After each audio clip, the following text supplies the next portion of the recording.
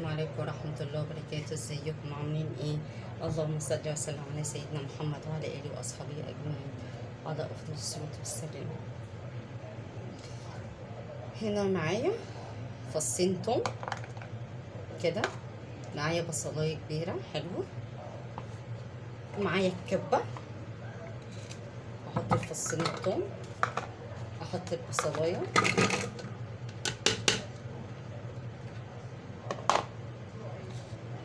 وهضربهم. عايزاهم يطحنوا جامد جدا، مش ان انا اكني بخرطها، لا، عايزاها زي مبشوره كده يعني. اللي عايز يبشرها يبشرها عادي، مش مشكله. اللي عنده الكبه هيعمل فيها هيعمل.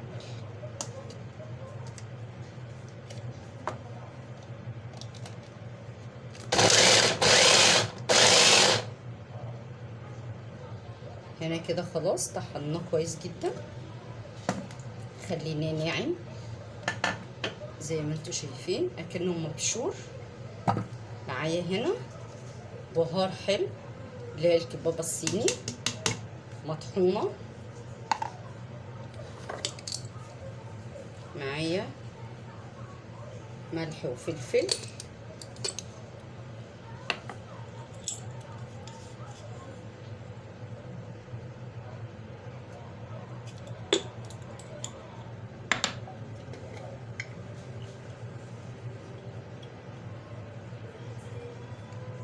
وكركم معلقه،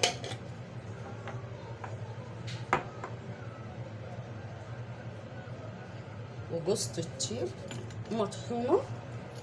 انا مش عندي مطحونه، عندي سليمه.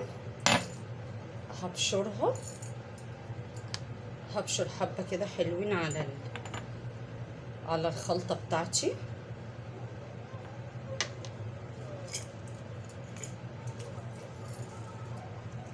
معايا كده اهي، هبشرها. عايزه حبه كده حلوين، بيدي طعم وريحه حلوه جدا.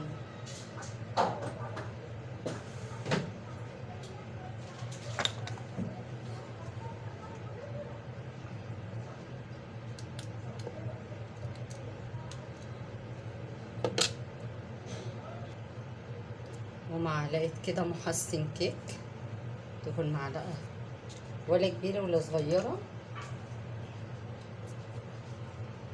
ومعلقتين شوفان مطحون. وهنطحنهم تاني كده مع بعض. المهم ان احنا كنا نطحن البصل والثوم مع بعض كويس، وبعد كده نحط بقى التوابل والحاجه بتاعتنا مع بعض يطحنوا تاني مع بعض. هنا كده خلاص طحنتهم كويس تاني مع بعض. معايا هنا ربع كيلو لحمه مفرومه. طبعا الكميات قلنا مليون مره، الكميات دي بتاعتكم انتوا، بس انا قلت ايه، ان الربع كيلو على البصلايه، على معلقه توابل.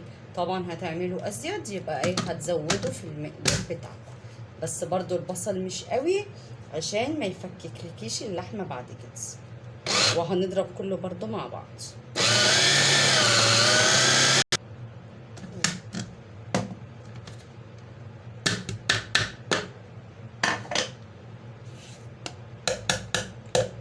والله لسه نيه وريحتها حلوه جدا. اللحمه مع التوابل لما اتخلطوا مع بعض كده، والله ريحتها حلوه جدا، تحفه قوي.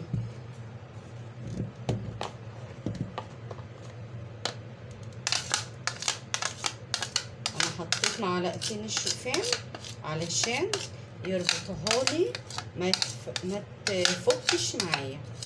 زي ما انتوا شفتوا انا ما حطيتش بكميه، لا، على الربع كيلو هي عشان حطيت بصلايه اعتبري مش كبيره، ومعلقه المحسن عشان ما تطلعش مكتومه معايا. واللي خلوا بالكم اللي بيعمل كل حاجه بتاعته اللحوم بالفول الصويا، خلوا بالكم لو عنده صبيان فول الصويا اكتر كتره غلط على الصبيان. يعني الشوفان لا عادي مش مشكلة، مش زي الشوفان ما فيهوش اي مشكلة او في اي عقوبة من ناحية اي شيء. الفول الصويا معروف للبنات ان هو بينشط الهرمونات الانوثة عندهم، فما ينفعش ان احنا ندي الصبيان والشباب او الرجالة بتاعتنا فول صويا كتير. لا، الشوفان عادي مفيد جدا، بيقوي العضلات، حلوة قوي، ما فيهوش اي عقوبة او في اي ضرر للصبيان او الرجال عموما. كتر فول الصويا هو اللي بيبقى غلط.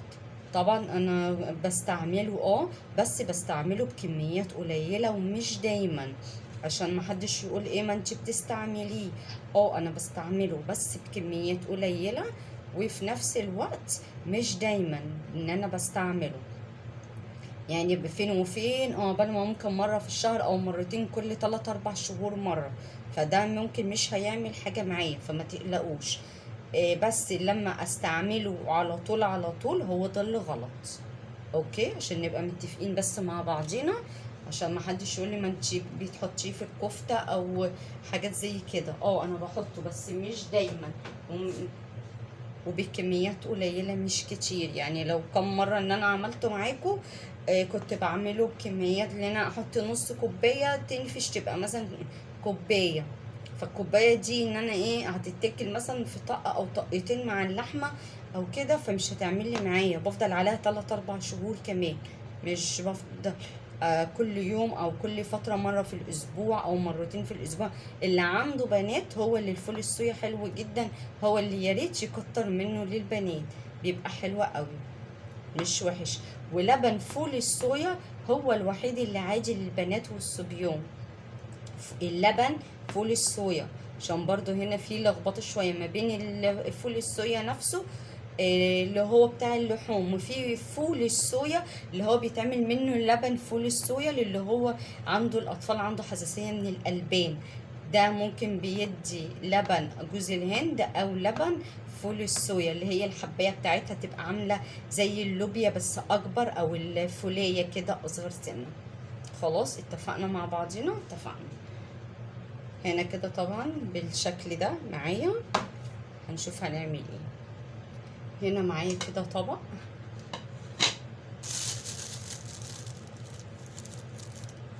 وهعفره كده بالدقيق بسيط بسيط مش قوي.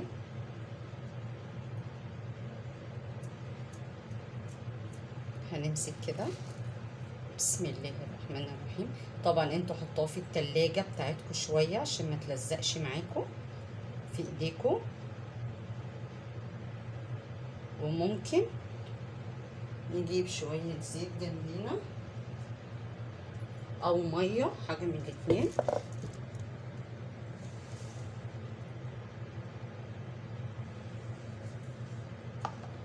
وهعوز كده ايدي كده، وهكور.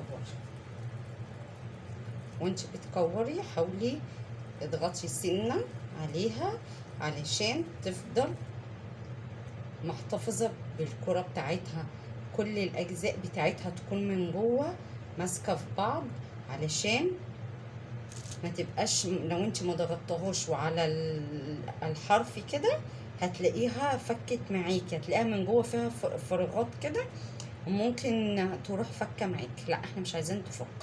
وانتي بتكوري حاولي اضغطي سنه مش قوي برضو، لا عشان ما تتكتمش معاكي. احنا حاطين معلقه المحسن علشان او البيكنج باودر او كده علشان تبقى هشه معايا مش مكتومه. بس انا هنا بخليها ان هي تبقى ماسكه في بعض بس كده. وهحط كده، هعوز ايدي تاني مية او الزيت بتاعي، هكور واضغط، هكور واضغط كده عشان تتجزأ لي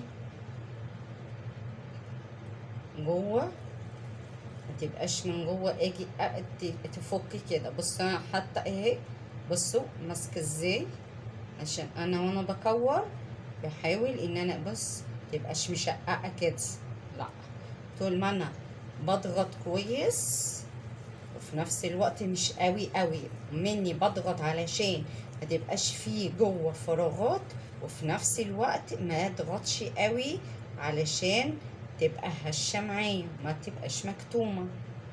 عشان ليه حتى كده ان احنا بنحط الكفتة بنعملها فسيخ، حتى لو مش هنعملها على الفحم وفسيخ بنحاول ان احنا بنحطها فسيخ او في اي خلة، لا او كده شيش او كده، علشان ان هي وبنروح مخرجينها تاني من السيخ او الحاجة بتاعتنا علشان ما تبقاش مكتومة من جوه.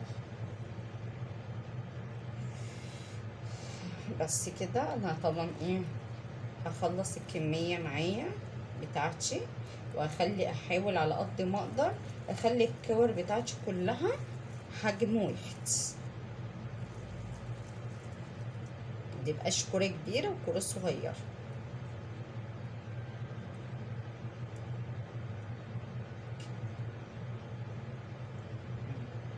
كده احطها فوق الدقيق كده. دلوقتي كده خلاص خلصتها، همسك بقى كده بالدقيق وهحاول اعفرها بسيط مش كتير، ما غمزهاش بالدقيق قوي، لا تعفيره بسيطه كده، وهنفضها من الدقيق اللي انا حطيته عليه. خلاص كل الدقيق ده انا هنفضه تاني. ومعايا طاسه على البوتاجاز بيسخن، هنروح يلا عليه. مش زيت كتير، حبة صغيرين بس كده تتشوح معايا، بس لازم يسخن الاول ما نحطش وهو بارد.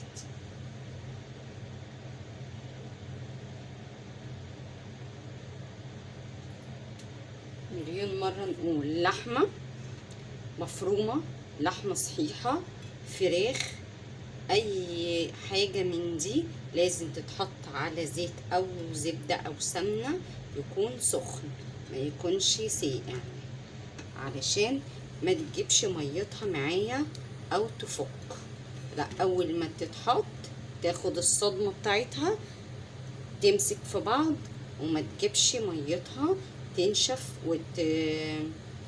وتفقد السوائل بتاعتها، تنشف معايا وما تبقاش حلوة معايا.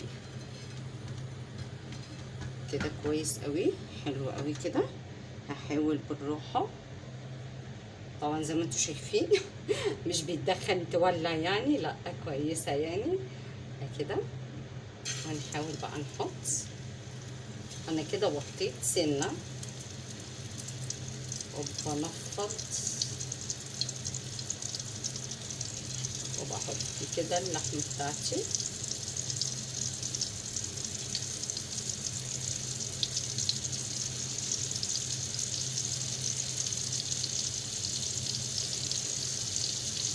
او عايزين تحطوها في التلاجة شوية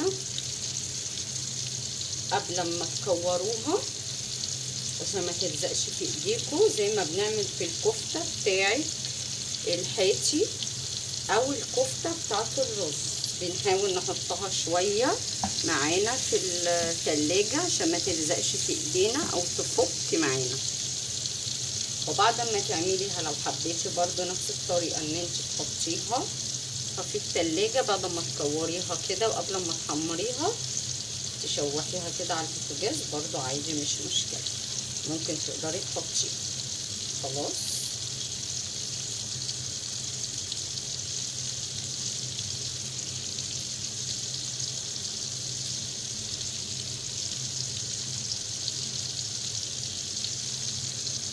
بس اول ما حطيتها يعني وهي نية كانت ريحتها من التوابل والكلام ده كله بصراحة حلوة. ودي بقى اول ما اتحطت برضه على الزيت على طول للتحمير للتشويحة بتاعتها برضه نفس الطريقة ادت ريحة بتاعتها. بصوا مش لازقة ولا فيها اي شيء ازاي، وان شاء الله مش هتفك معاكم. انا ولا حطيتها في التلاجة ولا حطيتها في حاجة، يعني اللي عايز يشتغل بيها على طول اوكي، اللي عايز يشيلها في التلاجة شوية برضو اوكي.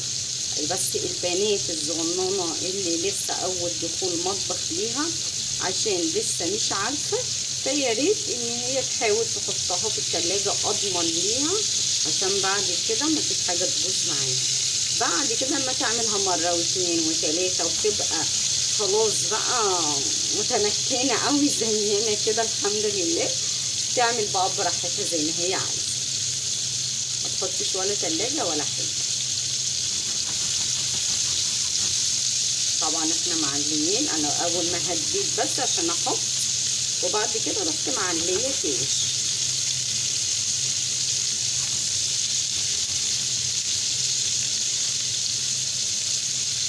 تتشوح بقى براحتها خالص، وهنشوف هنعمل ايه. طبعا تتشوح وهنقلب. طبعا اول ما تتشوح من الجزء اللي تحت هنقلب شمال يمين شمال يمين بشوكة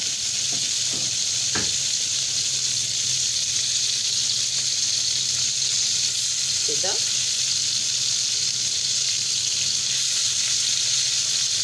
كده لحد ما تتعمل تتشوح من جميع الاتجاهات. عايزينها تتشوح كويس.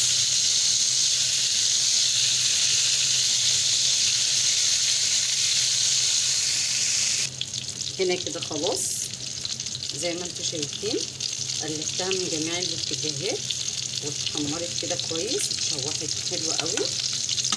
هنعمل ايه بقى؟ انا هنا معايا صلصه متسبكه زي ما انا قلت لكم كذا مره، بحب اسبكها بالبصل بكله واركنها معايا. اروح حاطه كده. طبعا اللي ما عندهوش صلصه متسبكه هيروح حاطط بصلايه تاني كفته، وفي نفس الطاسه بشويه الزيت والدهون اللي نزلت من اللحمه بتاعتي هروح حاطه عليها بصلايه متقطعه صغيره، واروح حطاها جوه احورها كده ان هي تتشوح، واروح حاطه فوق منها الصلصه تاخد كده غلوتين ثلاثه، واروح دلقه فوق منها الكفته بتاعتي. خلاص انا علشان عندي صلصه متسبكه جاهزه كده انا حطيتها على طول. طبعا اللي ما عندهوش زي ما اتفقنا هيمسك بصلايه هيشيل الكفته، وفي نفس الطاسه هيروح ماسك مشوح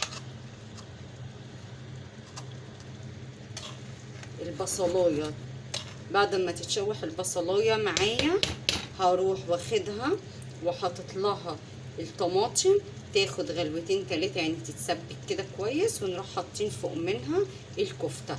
هتاخد كده الكفته معانا غلوتين كده بنفس الزيوت والدهون بتاعت الكفته. بصي لما حطيتها كده عملت الريحه، بصوا مستحيل بجد مستحيل. انا عندي هنا الريحه مش قادره اقول لكم عامله ازاي. طبعا كده خلاص زي ما انتم شايفين الكفته عامله ازاي، طبعا متشوحه كويس فما تقلقوش من اي شيء.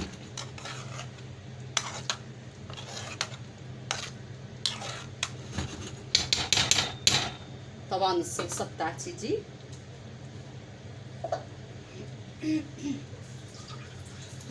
هحط كده شويه ميه بسيطه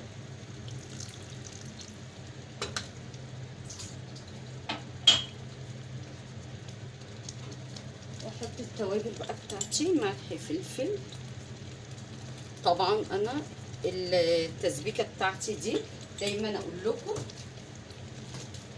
بشوح البصله بالزبده بتاعتي بالزيت، بحط لازم حبه زبده وحبه زيت، ما بحبش احط سمنه بس او بتاع ديت او زيت بس، لا بحط ده وده. وبروح مشوحاها حلو البصله بتاعتي، وبخليها ولا حمرا قوي ولا لونها بيضه، لا بتبقى لونها ذهبي كده كويس.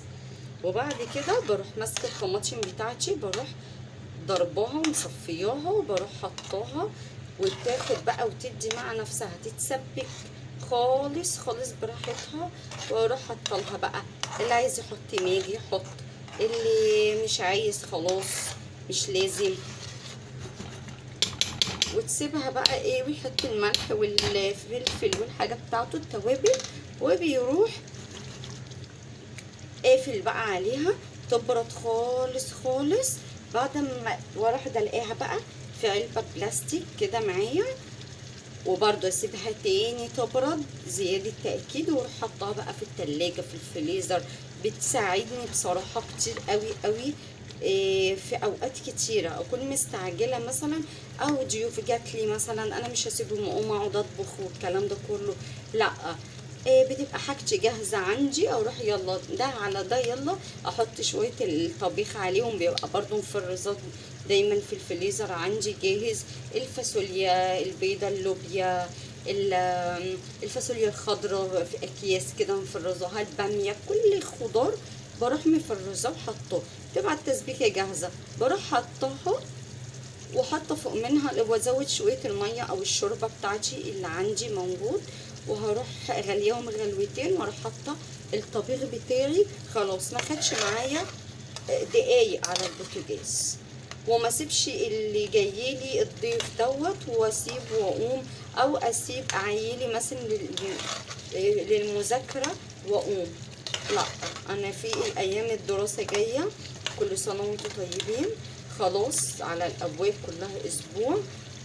فطبعا مش هنسيب اولادنا، دايما اولادنا محتاجين جنبي منهم للدراسة، بيبقوا طول ما احنا جنبيهم بيعوزونا بيلاقونا، لما بنكون بعيد شوية بنعمل اكل بنروق بنعمل بيحتاجونا، طب حاضر استنى شوية، حاضر استنى، بيبقى كده دماغهم المعلومات اللي جواها وان هو مركز في المذاكرة بتطير، بيفصل من المذاكرة. لما انا اقول له حاضر استناني شوية، بيكون فصل خلاص المذاكرة، وممكن اخرج بلاقي جسر يكون نام خلاص، عقبال ما يستناني ان انا اخرج له بلاقيه نام. لا خلاص خدت عهد عليا ان انا لازم اكون عاملة حاجتي بالاسبوع، ان انا عارفة هعمل ايه النهاردة بكرة بعده، خلاص وهم في المدرسة لسه منجوش، اطلع حاجتي ده على ده يلا الغلوتين استوى اطفي، يجوا ولادي من المدرسة خلاص مفيش حاجة ورايا، قاعدة لهم للمذاكرة، انزل دروس اجيب من الدروس، طبعا كلنا في نفس الحوار بتاعنا ده. واكترية الاوقات هناكل ايه، طبعا انا مش طول النهار هفضل اقول هاكل ايه، واسيب بقى ولادي والكلام ده كله، ودماغي مش عارفه اركز معاهم ولا اركز هعمل اكل ايه ولا هسوي ايه، لا طبعا ابقى عارفه ايه اللي عندي وايه اللي هيتعمل وخلاص، والدنيا خلصت على كده. ضيف جه على فجأة برضه مش هفضل اقول هعمل ايه، لا حاجتي في الفريزر جاهزه، هطلع ويلا احط على طول على الاكل بتاعي وهسوي واحط، مش هياخد معايا نص ساعه وهغدي الضيف اللي جاي. خلاص اتفقنا كده خلاص اهي زي ما انتوا شايفين ما شاء الله الكفتايه زي ما هي اهي، ولا حصل لها اي حاجه بسبب التشويحه اللي انا خدتها لها كويس جدا.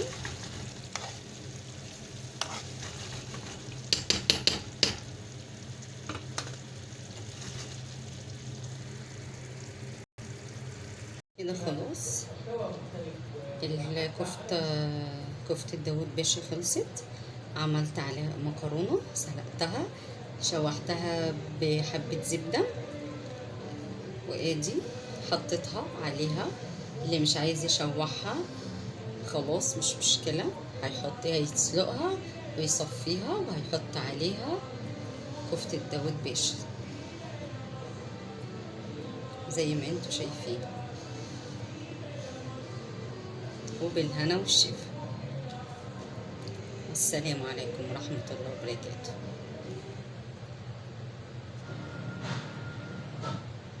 الرياضة اللي هيحصل فيها